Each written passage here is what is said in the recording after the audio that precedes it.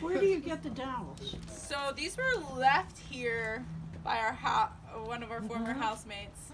But you can buy them online. You can buy them online. There's a specific website that they do pretty large, like you could do large amounts. In order to do this though, you need to have sterile space. So it's easier to buy these from somebody.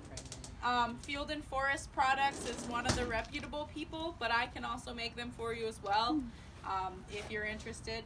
But Field and Forest is one of the big name brands.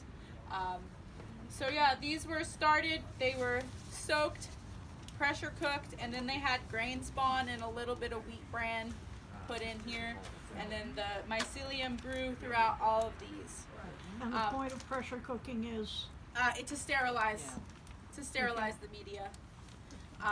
So yeah, and then these sat for a couple weeks. The mycelium ran through it, and then I stuck it in the fridge just to preserve it a little bit to make sure that it didn't run out of food. You put them into mycelium water? No, it grew on grain. Okay. So it's kind of a lengthy process. I can explain that in a little more depth a little bit later. Okay. But the mycelium was grown on grain, and from grain it was put into here. And it was all done in a sterile environment, so only the mushroom existed, and then now it lives on the wood because it consumed it. This is like the highly technical end of mushroom Yes, growth. yes. Okay. This is why That's people close enough. typically buy their spawn or have someone else produce it. It's not, it's an easy process, but it's not, there's some more stuff to it than just being like, oh, I'm gonna put some spores or mycelium here. You'll probably get mold if you're not doing it in a sterile environment. So a little bit about harvesting logs. As you can see behind you, these are the logs that we will be using. Typically, as I mentioned before, shiitake mushrooms grow on hardwood. So with that, your oaks, maples, sycamore, ironwood, beech. Beech is a very slow growing tree. Most people typically don't do it. Oak and sugar maple are the big logs that people typically use. With that being said, they have to be harvested at a very specific time, either late fall or early winter, either after the leaves have dropped or before the buds break. This is because the sugar content is actually in the tree and not in the leaves. So you don't want a dead tree? No.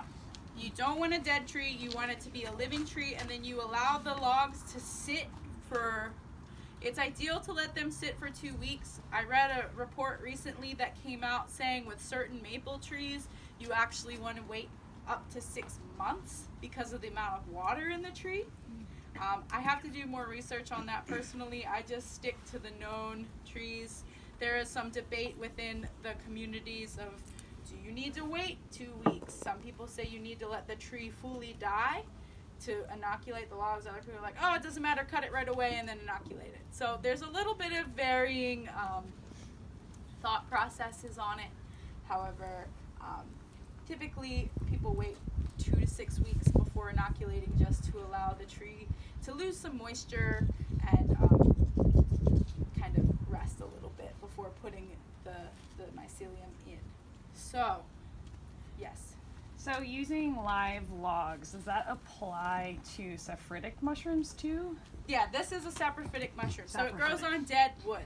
Okay. So, yeah, so the tree needs to be dead. You could probably stick it in a living tree. It might kill it, but you don't want that falling on your house. So it's better to have the wood in advance. Well, I guess like decomposed, like already decomposed. Like so You don't want it already decomposed. Okay. You want it to be freshly dead. Because if you let it sit too long, like past that 6-week point, something else has the chance to start growing on it. We had some logs up front that we were moving, and on the bottom row there was an old bag of sawdust spawn from a Hypzygus mushroom. The beech mushroom is the common name. That was just on the ground over there, and it jumped onto the log, so we couldn't use it because it had already been attacked by something else. So timing is really crucial, just because you have to get it so this has the upper hand and the advantage. Awesome. So, yeah. So how does chopping down a live tree fit in the whole area of permaculture? We actually harvested a tree that fell from the ice storm. So Okay. typically, and you do want to be regenerative in permaculture. So the idea is like selective forestry, where you're thinning out trees that are preventing other trees from growing fully, Okay. or using stuff. Limbs can fall but not be dead wood, or trees fall on their own just because it's too wet. So there's varying things. We try to do it in a way where we're not chopping down live trees. We had an entire oak tree come down, and we also had a guy down the street chopping down an oak tree because some limbs were dropping on cars at the liquor store down the street, and we just happened to catch him and be like, hey, can you drop this off at our house? So yeah, there's lots of ways, and especially with like landscaping and tree companies, they're always looking to get rid of their material and not take Follow it the to the dump. asplund. I'm sorry, what? Follow the asplund. Asplund. The Yeah. people Oh, that- yeah, yes. I was like, what is that?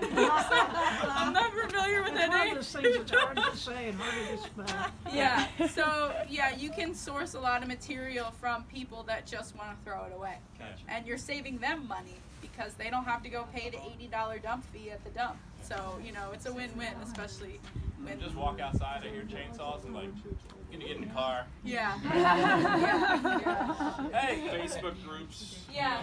free. Yeah, there's lots of Recycle, ways. whatever. Yeah, and Craigslist is another good one. I even found a guy in the newspaper, but I tried to call him, and he was like, everybody already got to it because the newspaper was a week old. And I was like, oh, okay. Gotta look at that sooner. So that's kind of the information on shiitakes. Does anyone have any burning questions before we get into the process of what we're doing here? Okay, bye. Yeah, so with that being said, we're gonna go over the tools of what we have here.